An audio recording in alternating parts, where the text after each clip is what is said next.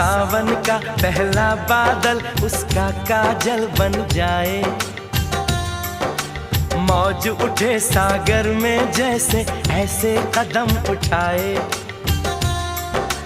रब ने जाने किस मिट्टी से उसके अंग बनाए।